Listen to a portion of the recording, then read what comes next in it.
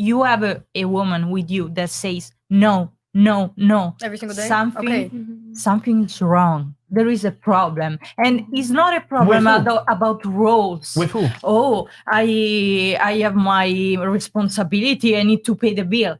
Is a problem between the and that's why we you said, and you husband. and that's why we said on the show, if she doesn't give you the sex, you need to break up with her because clearly she doesn't like or respect you anymore. Sex.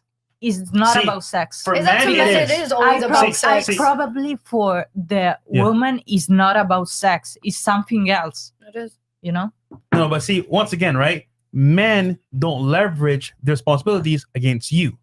Women leverage their body against men. So, a matter of fact, I get what you're saying, 100%. One day you might be tired, and I get that. But constantly doing it back to back, now that's a problem with you wrong. Leveraging against him. And that's what most girls do. So, you know what? If Johnny doesn't want to buy me tickets to this concert, I'm not going to give him sex. If Johnny doesn't want to take me out for dinner dates tonight, I'll give him sex. And they leverage that against the guy for like a whole period of time. Now, when the guy steps up, goes to the strip club, and gets paid, gets sex with a escort, whatever, now you're mad at him for stepping out. But once again, you leverage that whole period of time against him, and then you wonder why he cheats. That's all I'm saying. Yeah. What if you are giving him everything he asked for and he still cheats? So what's the explanation there? We told you already, men don't cheat; they just have sex. Yeah, that's cheating. All right, so having sex is cheating. You putting your heart into somebody else is cheating. No, it's not. You mentioned earlier that we're old school. I have a question for you. What would you want in your husband if you were to get married? What do you mean what I want? I just want someone that's going to respect me. Okay, we need some tangible things. What do they need to bring to the table if you are going to take a man seriously in a relationship and possibly marry him? Literally, he needs to bring respect. Like, I can handle up on my own. If I want something, I can go and get it. I can go work and get whatever I want. I don't have to depend on somebody to do it. Okay, does he have to earn at least as much money as you, if not more? No, he doesn't. How old are you? Me, I'm 20. Okay, yeah, she's no life experience. Okay. That's actually, no, but it's funny because just because of a number, you're going to say that. Like, you don't really know what I've gone through. Like, you don't like, it's real easy to judge just because I'm 20. Like, it's. No. But what I am saying is that you're saying this right now because we're on a podcast and everything else like that, and you have to kind of hold the line. But the reality is, you are not going to date a guy that's below you socioeconomically or whatever it may be. You're going to want a guy at least that's your equal. And you're going to want a guy that's at least stronger than you. You're going to want a guy that's at least taller than you. Can you vouch for me, please? Because everybody thinks I'm fucking lying here. Like, I'm being so serious. I'm not lying. Her man, she really found like a one-of-a-kind one. Like, he's okay. crazy. And it's not financially. It's not financial. It's not because he buys me the nicest cars. I have the nicest house. It's none of that. It's literally respect.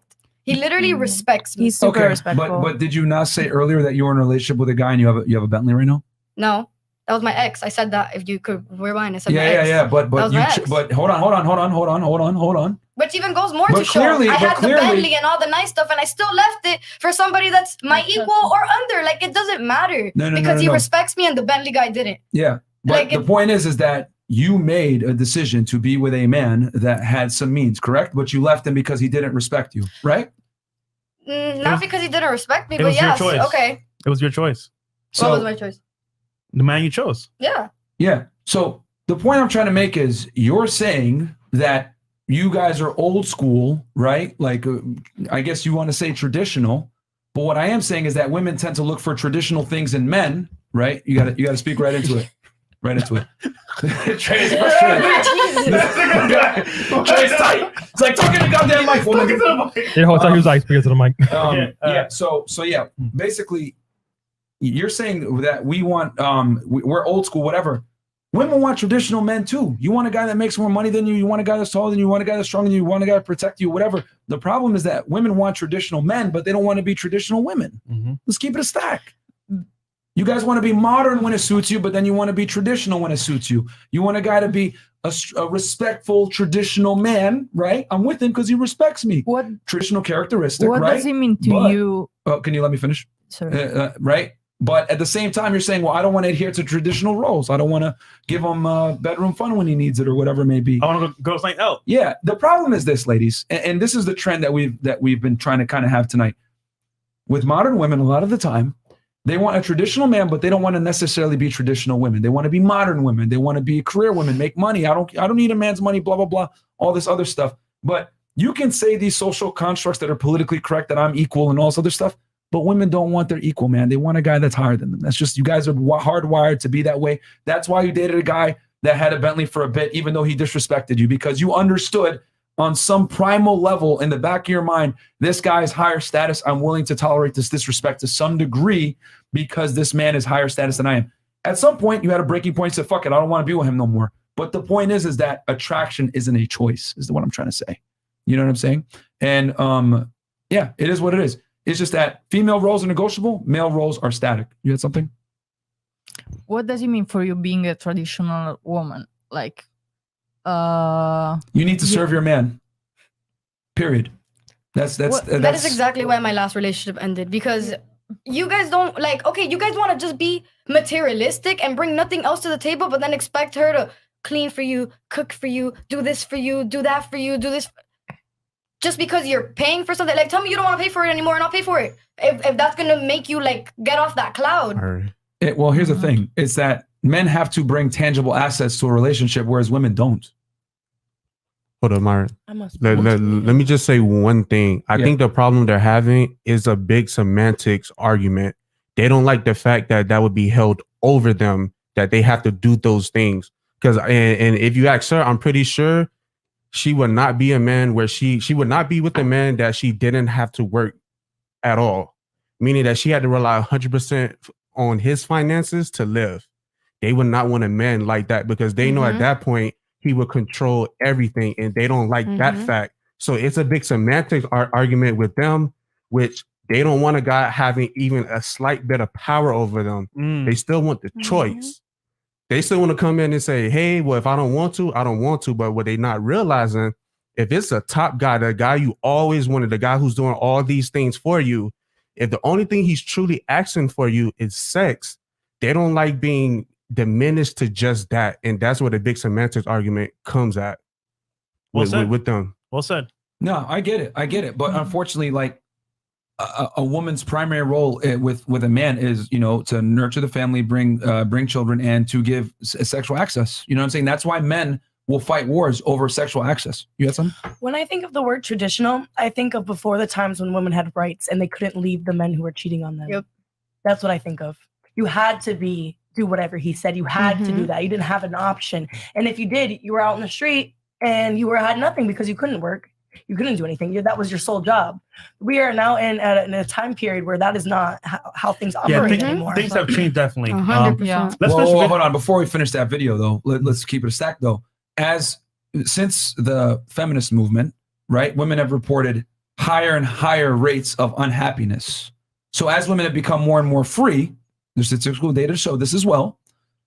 Women have reported higher and higher rates of not being happy as women have made more money, become more independent, become more successful, climb the corporate ladder, have more education. They're reporting higher rates of unhappiness. Why? Well, it's because women don't derive the same pleasure from success that men do. And there's statistical data to show that the least happy demographic of a human being in the United States is a woman that makes $100,000 a year and is over 40 years old that doesn't have children. 1 in 4 women is on antidepressant or anxiety medication. So tell me how, you know, even though you might say women back then were oppressed, they were happier. They reported higher rates of being happy because women derive pleasure from children and family. Women are more social creatures. You know what I'm saying? So they don't derive the same pleasure from making money that men do.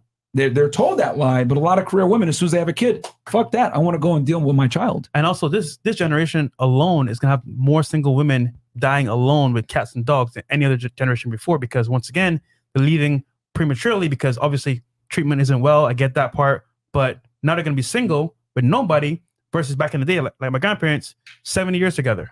She might not have been all the way happy, but at the same time, he took care of you know, traditional roles, and she had her own roles as well, but they made it work. Versus here, you know what? He's not the one I want. I'm gonna leave him. Yeah. So and 80% of divorces are initiated by women. But yeah. So tell me how you can say, well, women couldn't leave back then. Well, why are they reporting higher rates of happiness back then versus now as women have become more single and more independent than ever before. Women have more freedom now than ever before. They're manipulated. I think that before that they thought that the way that they were being treated was okay. Now women are not okay with being Realizing that it's disrespected. not okay. Yeah. And that's why we're leaving. That's why we're so unhappy, is because we're constantly being. Then explain to me why the satisfaction rates are lower now when they have more privilege and freedom than ever before. Because it's the realization that you're being disrespected, and before they didn't have that realization. They didn't know they were being disrespected, manipulated. Phones weren't a thing like that either. No, trust me, they knew, but they understood the family was more important than their personal needs. Yo, real talk. My grandmother, right? She stayed with my grandmother for 70 years, right? And he would cheat. He would definitely do things that weren't nice. But at the same time, she understood, you know what? I have 3 daughters I got to take care of, and this is the man of the household.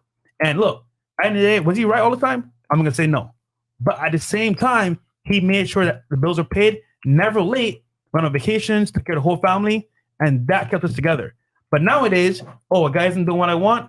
He's not treating me how I want. You know what? Fuck it. I'm going to just leave. Divorce and pick some money. Next guy. And before you know it, you're 30 plus years old with maybe a couple kids by yourself saying, oh, you know what? I will never settle. I will never settle because now. Yeah. Can you tell us how you guys have been like disrespected? Who? No, them? Like, because they're saying like women don't feel like disrespected. I want to like, yeah, go ahead. How? So I feel like in a relationship, like just generalized respect is a big thing. So when you have respect for another human being, whether it's, your friend, your coworker, there's a certain way you talk to them. There's a certain regard you have for another people. To a certain extent, you care about what your actions do, how they affect them. And sometimes when you're in a relationship, men do things that are disrespectful, like they speak to a certain way, or they make you feel insecure with another female, whether it be touching or looking too long. And I forgot what's going on. Well, I mean, I get where I get what you're saying. Like you don't like the way men convey things sometimes, right? But men, you got like how you guys speak about girls.